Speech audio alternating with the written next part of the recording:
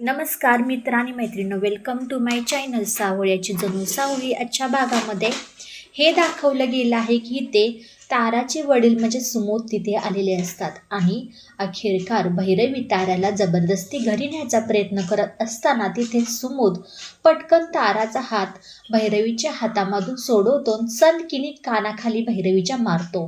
तेव्हा भैरवीमध्ये, सुमोद तुझी हिंमत तरी कशी झाली मला कानाखाली मारायची?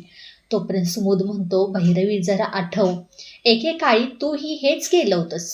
त्याच कारणामुळे त्याच जाचाला कंटाळून अखेरकार मी घर सोडून गेलो. माझ्या मुलीला मी वंचित ठेवलं. फक्त आणि फक्त तुझा हा घमंड होता. चालती हो माझ्या घरातून. असं काही सुमोद पटकन भैरवीला अपमानित करून, मारून अपमान करून तिला घरातून हाकलून देतो. तिथून गेल्यानंतर ना भैरवी पटकन इथे सावळीच्या घरी जाते. परत इथे तारा थोडीशी इमोशनल होते. बाबा, तुम्हाला माहिती आहे का, आईला असं घरातून हाकलून द्यायला नको होतं, कारण की आईने लहानाचं मोठं केलं आहे, 9 महिने मला पोटात ठेवलं आहे आणि ती आई आणि वडिलांचं दोन्हीही तिने मला सांभाळ केला आहे. तुमची कमी कधीही मला भासून दिली नाही. मला खूप म्हणजे खूप वाईट वाटतंय आणि तिची खूप काळजीही वाटते. तोपर्यंत ते जयंती भैरवीपाशी येते आणि म्हणते, द्या चला हप्ता आमचा, म्हणजे महिन्याचा पगार. भैरवी म्हणते, काय ग जयंती, असं कोणतं तू काम केलं आहेस, तुला पैसे पाहिजेत?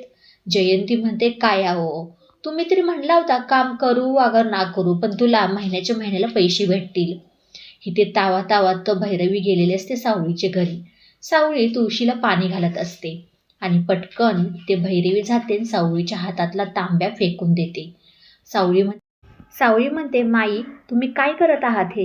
माझ्या भक्तीशी तुम्ही असं नाही खेळू शकत. ही अंधश्रद्धा नाहीये बिलकुल सुद्धा. तोपर्यंत भैरवी म्हणते, काय ग, तू काय बोलतेस काय? तू माझ्या पूर्ण घराला एकदम कीड लागल्यासारखी केली आहेस. माझी मुलगी मला सोडून गेली, काय राहिलं काय आहे माझ्यापाशी? सावळी म्हणते, माई मी हे पहिल्यांदा सुद्धा सांगितलं होतं, आत्ताही सांगते, जरा सुधरा जराशी. कारण की पहिल्या वेळेसही सांगितलं होतं की ह्या गाण्याचं सत्य जास्त दिवस काही राहू शकत नाही. ते सर्वांसमोर आलंच आणि शेवटी मी घरातल्यांबरोबर वाईट झाले. त्याच कारणासाठी तारा मॅडमला घरातून हाकलून दिलं. असं काही झाल्यानंतर भैरवी म्हणते, बघू ना काय होतंय आणि कितपत तू माझ्या व्यतिरिक्त तू गाऊ शकतीस, माझ्या म्हणजे मदतीनुसार. असं काही म्हणल्यानंतर भैरवी तिथून तावात निघून जाते. ही ते नील आलेला असतो राजकुमारपाशी. म्हणतो, दादा, ज्या काळी तुला शोधण्यासाठी ऐश्वर्याने मदत केली होती ह्या घरासाठी, आता तू मदत कर ना ऐश्वर्याला सोडण्यासाठी. ती जा ठाव ठिकाणा कुठं आहे ते शोधून काढ. तोपर्यंत राजकुमार म्हणतो, हो नील, मी बघतो काय करायचे, तू काही काळजी करू नको.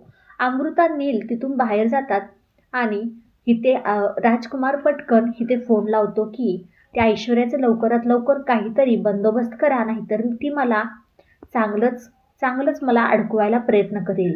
हे सगळं नक्की काय चाललेलं असतं?